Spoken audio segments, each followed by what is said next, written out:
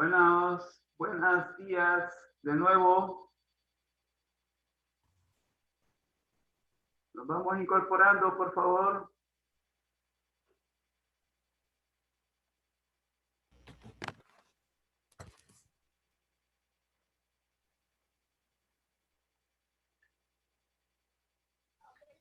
Bueno, quisiera decir lo siguiente. Esta medida es quizás dentro de las tres la más importante, porque es la que le da sustento y sostenibilidad a las primeras dos.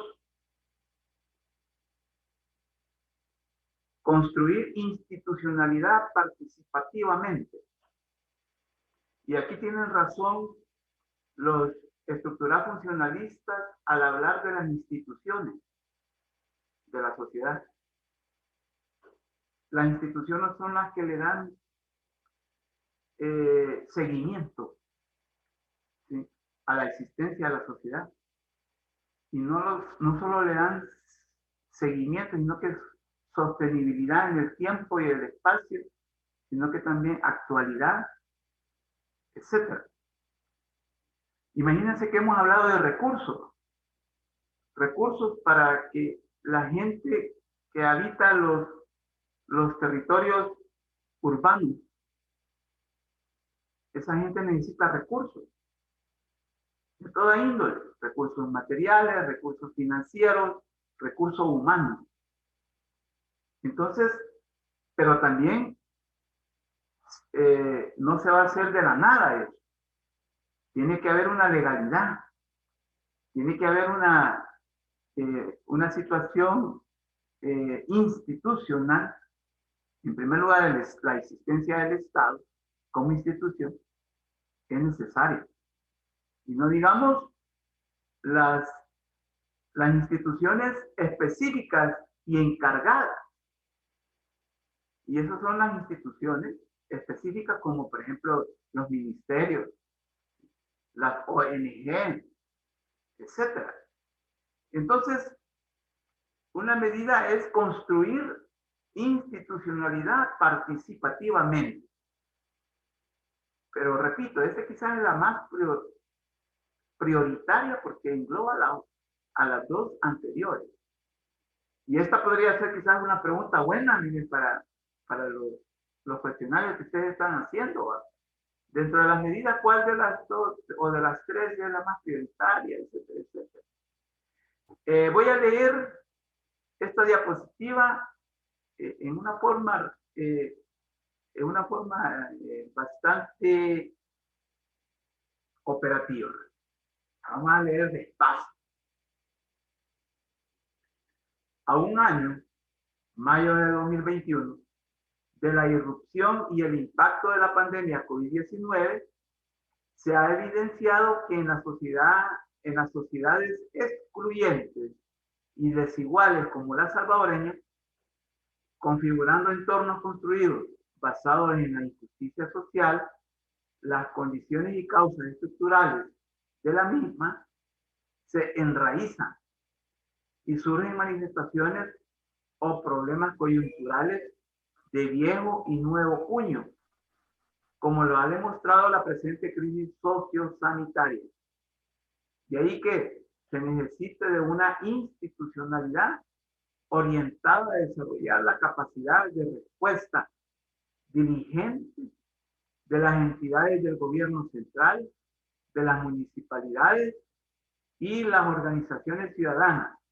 Es decir, procesos de participación real desde abajo y con la ciudadanía, gente y adentro. O sea, con conocimiento de la diversidad de las necesidades para la formulación de diagnósticos realistas, para proponer a través de proyectos de vida viables y posibles de realizar las soluciones que resuelvan de raíz los problemas estructurales de nación. Y esto solo se va a lograr con una institucionalidad fuerte, estable y democrática.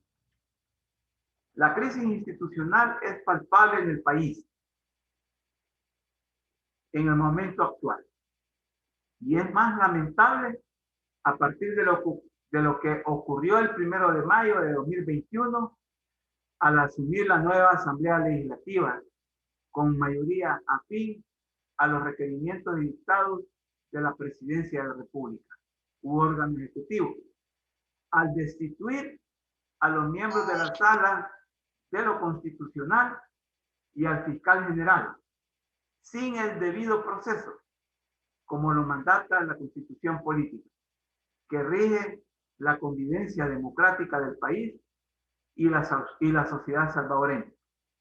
Es necesario aclarar que este señalamiento obedece única y exclusivamente a lo que promulgan los artículos de la Carta Magna o Constitución y que se refieren a los procesos de destitución de los organismos en cuestión y que han sido violados por el proceder de un órgano de Estado en atención a los requerimientos de otro órgano de Estado, desvirtuando la relación de los procesos y contrapesos de un verdadero Estado de Derecho. Vean. Entonces, vamos a ver pues que sin una institucionalidad que permita la participación ciudadana, no va a poder ser posible que haya como dicen, un buen logro de los objetivos ciudadanos que nos estamos proponiendo. ¿Sí? Es necesario que haya instituciones fuertes, ¿sí? Pero también democráticas. Eso es necesario. La otra situación es que hay que hacerlo desde abajo. ¿Qué significa los procesos desde abajo? En sociología, también nosotros hoy, en los últimos tiempos, en los últimos años, se ha empezado a hablar de los procesos desde abajo. ¿Qué quiere decir eso? Desde abajo, con la gente y en la gente, con la gente y en la gente. ¿Eh? Eso es trabajar desde abajo. ¿Sí? Yo como sociólogo, ustedes como enfermeras o enfermeros, estar en medio de la gente, ¿sí? Con la gente y desde la gente. Porque resulta que pueden haber procesos fuera de la gente, sin la gente, como ha ocurrido en el mejor de los casos. Entonces, eso ha llevado a que hayan decisiones erradas, equivocadas, que solo le atinan, pero que no es sostenible a lo que le atinan, no perduran. Entonces, es necesario inmiscuirse con la gente y en la gente y para la gente. No podemos aspirar cambios, no podemos aspirar transformaciones sin la gente, sin la participación ciudadana. A esto nos referimos desde abajo. Esa es la figura que quiere decir desde abajo. Pero decimos desde adentro, desde las condiciones objetivas y subjetivas que también vive la gente. ¿Sí? La vivencia, ¿sí? Lo existencial hay que conocerlo. Yo como sociólogo tengo que conocer las condiciones existenciales y vivenciales de la gente para proponer soluciones. Entonces, eso es lo que se debe fomentar. Hoy con esta pandemia debemos de fomentar esas iniciativas, esos procesos, ¿sí? Esos procesos. Y la última idea que yo quería manifestarles, porque si no lo hago, como dicen, otros lo van a decir. Cuando uno se abstiene de hablar, las piedras hablan después. Esto era necesario también decirlo, porque en el país hay un problema muy serio, y es con las instituciones del Estado o que conforman el Estado. estamos en un proceso en el cual la concentración de poder no es conveniente, porque necesitamos un Estado de derecho. Y en un Estado de derecho las instituciones deben de tener contrapeso en sus decisiones. O sea, una institución desde ya configura un peso, pero en sus decisiones debe de haber un contrapeso. ¿Sí? ¿Por qué? Porque pueden haber decisiones, ¿sí?, que pueden afectar o dañar, y entonces esos contrapesos hay que señalarlos, ¿sí?, hay que identificarlos. Y por eso es que el Estado de Derecho, uno de esos mecanismos, se deriva entre los pesos y los contrapesos. Así que esto es lo que yo quería plantear esta mañana. Pero a manera de conclusión, ¿qué podemos decir? Son 3 conclusiones. Las voy a leer. Una, con respecto a la crisis sociosanitaria COVID-19, todos quieren saber cuándo esto termina. Pero eso no es la pregunta correcta. La pregunta correcta es, ¿cómo continuamos con la vida en esta casa común que se llama planeta Tierra? Entonces la respuesta tiene muchas aristas o dimensiones, pero lo que no podemos eludir es que no podemos continuar con la normalidad que vivíamos y convivíamos antes de la pandemia. Sería un suicidio colectivo o un elemento más a la crisis civilizatoria que ya estamos viviendo en El Salvador. Aquí quisiera hacer un paréntesis. Imagínense lo que está sucediendo en Chachuapo, lo que han descubierto. Entonces, si no hacemos un alto en el camino, es decir, un nuevo pensar, sentir y actuar que materialice objetiva y subjetivamente un nuevo estilo de vida, con una nueva tabla de valores que entrañe una ética del cuidado y que se configure con responsabilidad, compromiso, austeridad, solidaridad compartida. Porque es como a manera de conclusión decimos esto. Si no hacemos esto, no lo vamos a lograr. Lo que vamos a lograr es la autodestrucción permanente a la que hemos estado acostumbrados a infligir. Esto es un campanazo. Si usted quiere, considéralo como un campanazo. Esto va para sus individualidades como para las colectividades que representamos. Retómenlo y tómenlo mucho en cuenta. Ojalá esto aparezca en alguna pregunta que ustedes hagan en sus cuestionarios. Una segunda conclusión. Como se ha podido verificar y evidenciar, el problema de la pobreza absoluta relativa, para combatirla requiere de un proyecto de nación a largo plazo, altamente consensuado, en donde los principios de compromiso, responsabilidad, sostenibilidad, solidaridad y fraternidad inspiren y guíen a dicho proyecto de nación, englobando a las diversas, plurales y heterogéneas fuerzas, sectores y actores sociales, políticos y económicos. Y esto es muy importante, lo que dice al final.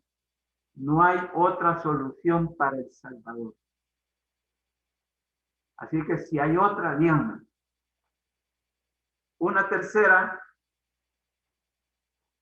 conclusión es la siguiente. La desigualdad y la exclusión, con los recursos necesarios y suficientes, se pueden combatir y reducir a su mínima expresión. Aquí es mínimo. No se vayan a confundir aquí. La letra no es la que tuve que haber puesto. A su mínima expresión con la formulación e implementación de políticas públicas eficaces que realmente tengan como objetivo a largo plazo la atención y reintegración de grandes sectores de población en situación de pobreza a los beneficios que produce la riqueza de un país. Obviamente, desconcentrando la riqueza, que hoy por hoy está en pocas manos, y que las llamadas alternativas existenciales o vivenciales ya no sean las de emigrar, la drogadicción, narcotráfico, las pandillas o el fundamentalismo religioso. Todo lo anterior puntualizado se traduce inmediatamente en retos y desafíos, y que solo la conversión ciudadana, concientizada, organizada y movilizada como expresiones de la sociedad civil, se podrán lograr las reivindicaciones planteadas al poder del Estado y al gobierno de turno. Y esto es muy importante, no hay otra manera y solución en El Salvador. Estas son conclusiones muy sentidas, no solo pensadas, de su servidor. Y quisiera pues que si hay alguna opinión al respecto, quisiera que me la dijeran, y quizás vamos a dedicar unos 5 minutos, porque tenemos que concluir la clase que quedó en suspenso también la semana pasada. ¿Hay alguna opinión, alguna reflexión? ¿Creen que son válidas estas conclusiones o están equivocadas o faltan? No sé. Quisiera saber.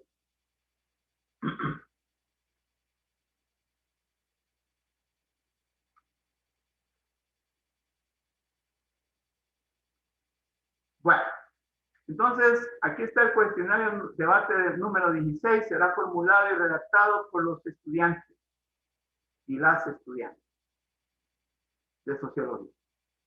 Entonces este queda ya pendiente de que ustedes tendrán que desarrollar. Bien, vamos a terminar la clase que nos quedó la semana pasada, porque también nos trajo mucha reflexión, mucha discusión. Entonces eso es bueno y ha quedado plasmado. Miren, yo creo que los cuestionarios que ustedes están haciendo necesariamente tienen que ver también estos videos. Entonces,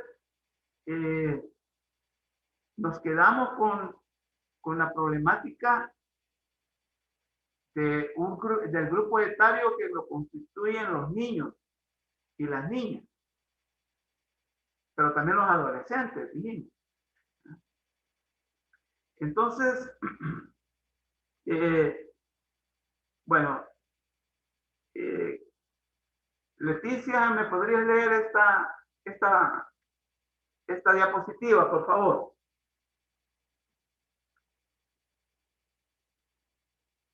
Leticia, ¿no?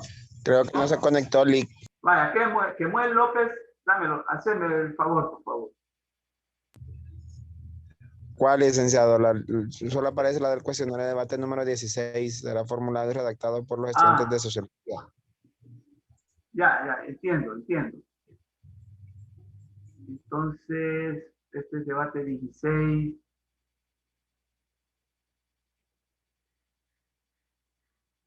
Hoy sí. ¿Ya lo ven? Dice, la pandemia COVID-19 influye en la violencia contra los niños y niñas.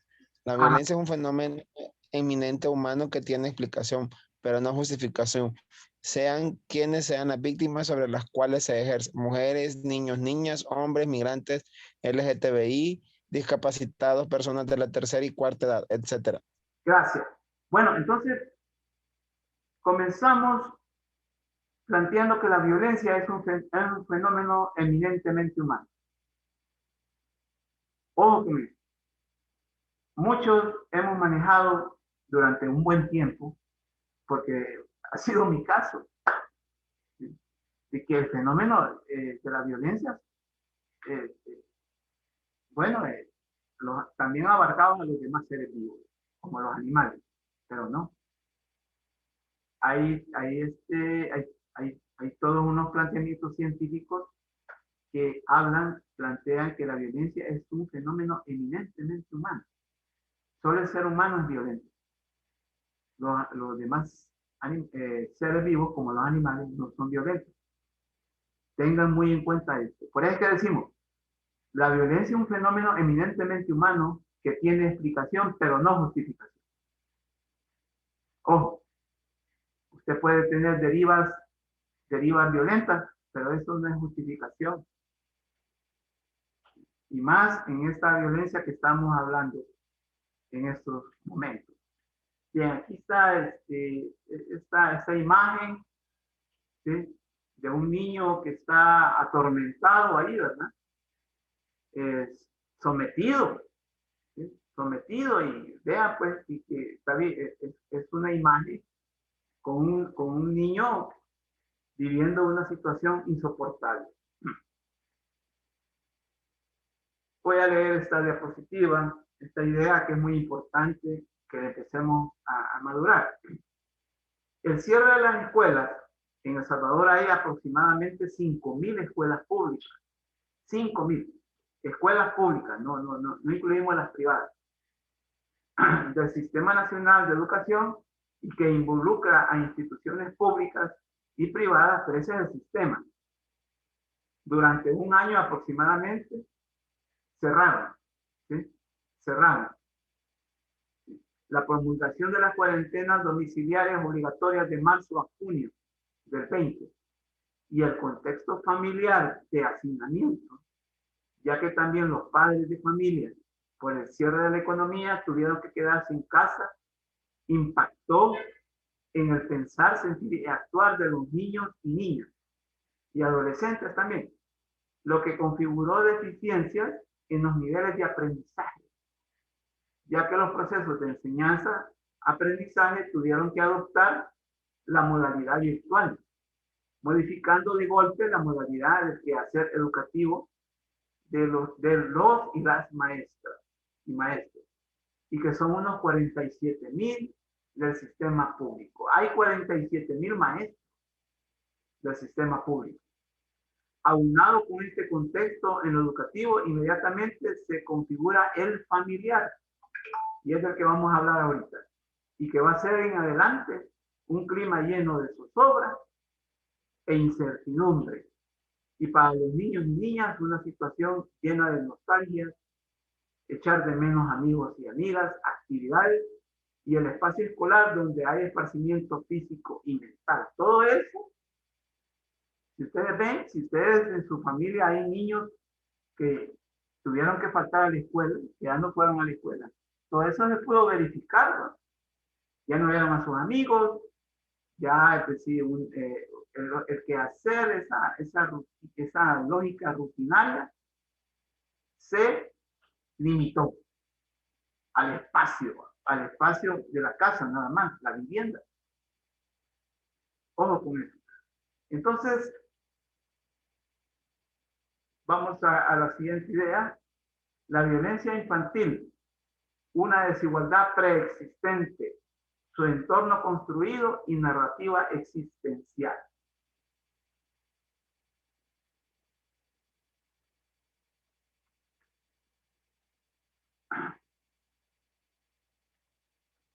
Las desigualdades basadas en divisiones de clases, género, etnia, entre trabajadores con buenos empleos y trabajadores precarizados, entre hombres y mujeres, en correspondencia necesaria a narrativas y entornos construidos sociológicamente conscientes e inconscientemente, de manera que se puede plantear como la fundación de una sociedad a partir de la desigualdad y la exclusión de la mayoría de la población por una élite o grupos sociales minoritarios, pero dominantes y poderosos. Aquí estamos nosotros haciendo alusión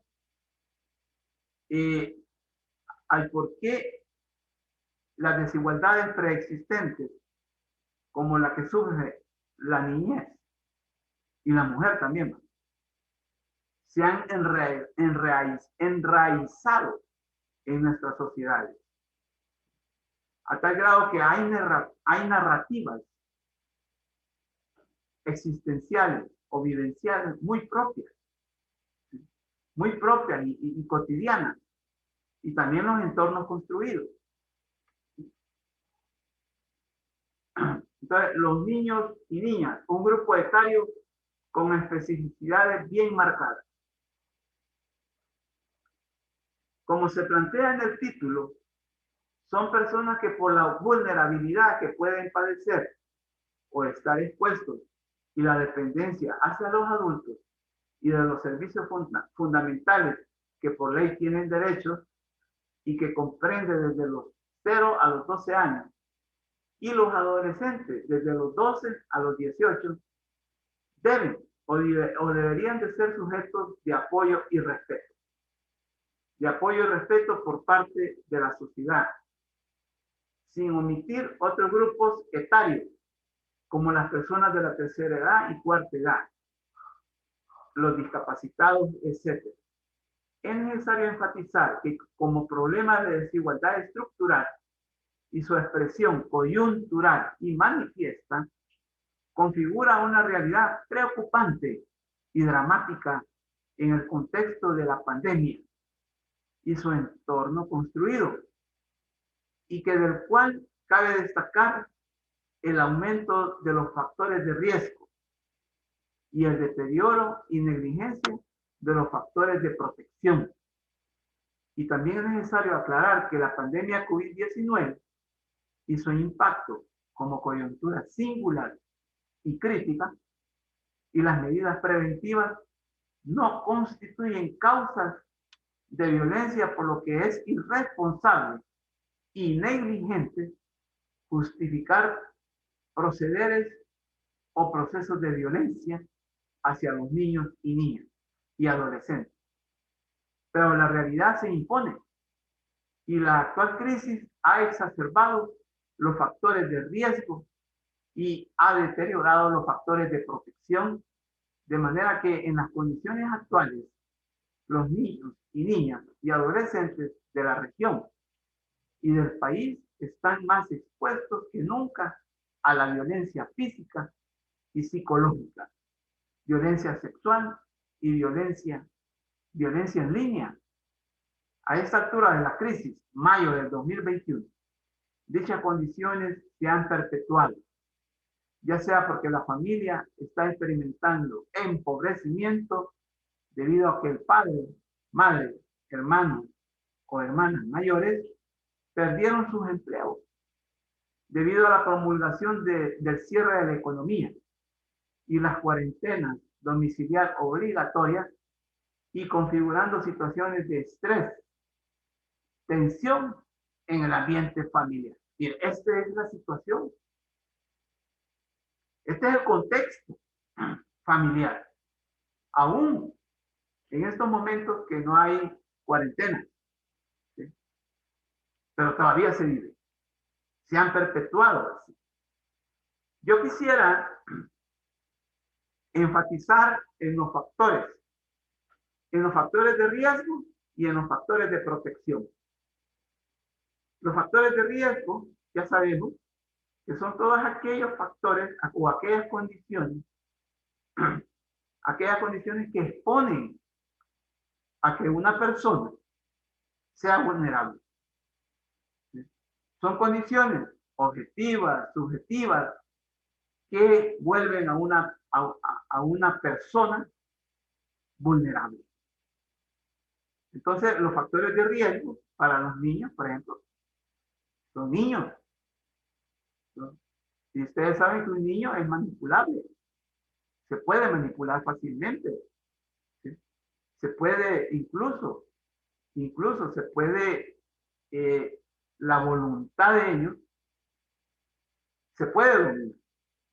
Entonces, ese ya es un factor de riesgo. Como dice.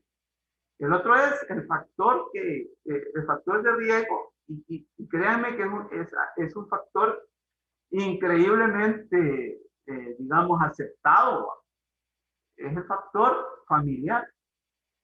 Esa interacción familiar también es un factor de riesgo, porque uno, pues sí, está con su papá, está con su tío, están en el cuarto, están viendo televisión, jugando, ¿sí? Etcétera. Y entonces la confianza, ¿sí? La confianza de la interacción también constituye un factor de riesgo. ¿Sí? Entonces vean, son factores de riesgo complicados, porque en un entorno sano, ¿sí? Entonces esos factores de riesgo ya no serían factores de riesgo, serían factores de protección. Entonces, por eso es que decimos que esos factores de protección, por ejemplo, se supone que los padres, se supone que las familias deben de proteger al niño, ¿sí? Debe darle de comer, ¿sí? Debe darle esparcimiento, debe darle atención, salud, ¿sí? Que serían factores de protección. Se vuelven como los que dan lugar a esos factores de riesgo. Es tremendo. Yo sé que ustedes tienen experiencia. Tienen experiencia porque con sus familias es posible que hayan niños o niñas, adolescentes también, y que ustedes puedan dar testimonio de ello. Entonces, yo sé que hay. Entonces, podemos decir, la convergencia de la exacerbación de los factores de riesgo y el deterioro de los factores de protección dan lugar, entonces, a los casos de violencia física, sexual y psicológica. Ojo con eso. Si descuidamos los factores de protección, entonces se van a dar los factores de riesgo inmediatamente. Cuando hay una convergencia, o sea, descuido de los factores de riesgo y hay un auge de los factores, descuido de los factores de protección y un auge de los factores de riesgo, ¿en qué va a desembocar eso? En casos de violencia física, sexual y psicológica. O sea, son dos variables que hay que manejar.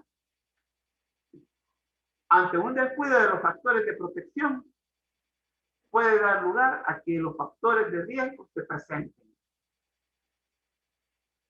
Y yo me pongo a pensar, por ejemplo, ustedes que son madres, padres de familia, ¿sí? Ustedes deben de ser como esos que miden y regulan, ¿sí? Esos factores. Por ejemplo, esos factores de protección deben de fomentarse a toda costa en la familia. Ya que hemos estado hablando de dos variables, ¿se acuerdan? Apoyo y respeto. Porque eso es lo que no tienen nuestros niños y niñas y adolescentes en este país. No los estamos apoyando y no los estamos respetando. Entonces, vaya la excitativa de que tenemos que fomentar factores de protección para que no haya cabida para esos factores de riesgo y evitar la violencia física, sexual, psicológica, etc. Entonces, podemos terminar con esta idea. El contraste resulta funesto, puesto que el entorno construido, precario, viviendas pequeñas en las que se convive hacinadamente y permitiendo situaciones de promiscuidad, como las relaciones incestuales y con escasez de servicios como agua, aguas negras, luz, seguridad, telefonía e internet, difícilmente contribuyen a que haya un entorno construido favorable. O sea, esto contribuye a una narrativa existencial que se traduce en una internalización de la zozobra incertidumbre, desasosiego, nostalgia, frustración, tensión, desesperanza como producto de la pérdida de ingresos económicos y los inmediatos efectos en las condiciones socioeconómicas y las relaciones familiares. Y lo que es más complicado, las consecuencias sociopsicológicas en los adultos, sobrecargándolos en su capacidad y habilidad para responder a las necesidades de niños y niñas y adolescentes, llevándolos a reaccionar en forma agresiva, dolosa y alevosa.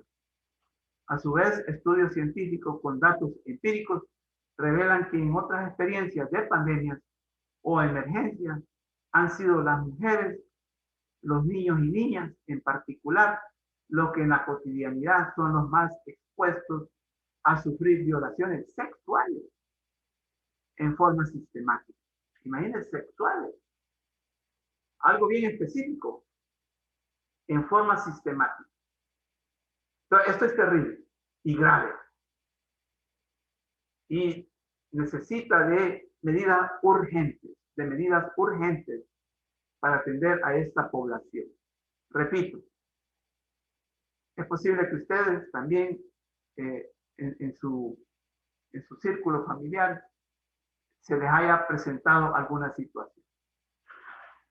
No sé, ¿hay alguna pregunta o alguna experiencia? ¿No la hay? Bien. Quería yo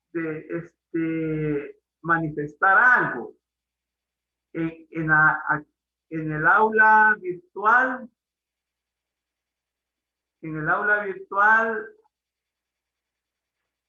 aquí la voy a convertir. ¿Ven el aula virtual? ¿La están viendo?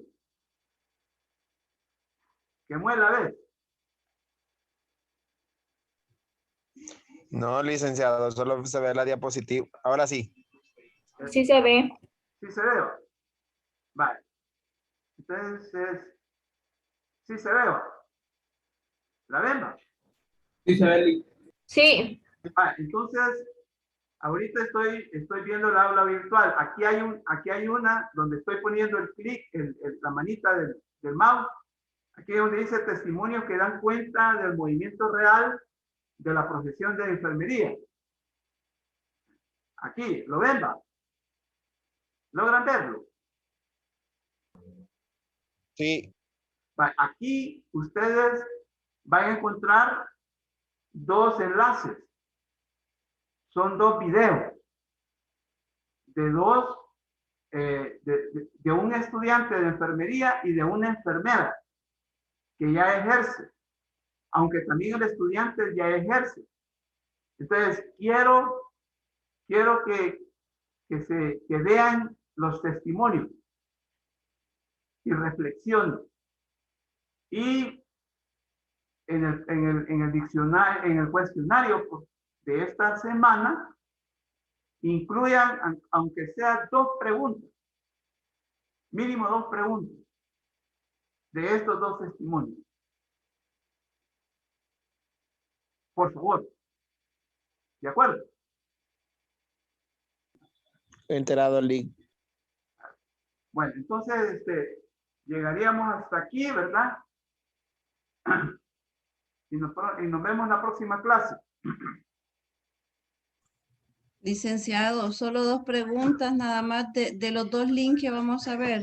Sí, solo 2 preguntas, pero preguntas fundamentales, ¿verdad? ¿Sí?